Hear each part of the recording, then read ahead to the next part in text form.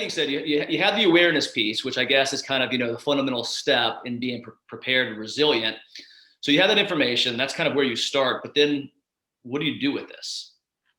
So, I think once you have the information, you have to, it's really about internalizing it, embedding it into your thinking. So when you think about planning, whether it be for the next quarter, the next year, what would I do differently if that was to occur? At least by thinking through that, if something happens, it's not going to be, oh my God, I've never seen this before. It's, oh, okay, we've had this discussion. I think it's when you're looking at, a year out, 2 years out, what capabilities does my company need to have? What kind of skills, tools, things that we should have access to in case any of these things happen? These don't have to be big investments, that, they're base level things. But if you think back to 9/11, you were in New York City. Companies at that point in time had to learn, okay, can't go to the office, period. Nobody's going into the office. You have to learn to work from home. You have to have the right technology. Fast forward 20 years.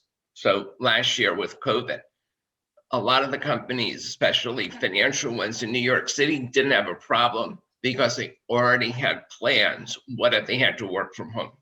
Got it. So it's having some of that done in advance. It's some of the basics, because once you can shift in that case to remote, then everything else becomes, I say business as usual, not quite, but you're up and operating versus the companies who, a few people had laptops, and most of the people had desktops. They were dead in the water for a while until that could be addressed. I think that's a great point. And also the silver lining here, of course, COVID has been a complete bear to literally every individual globally.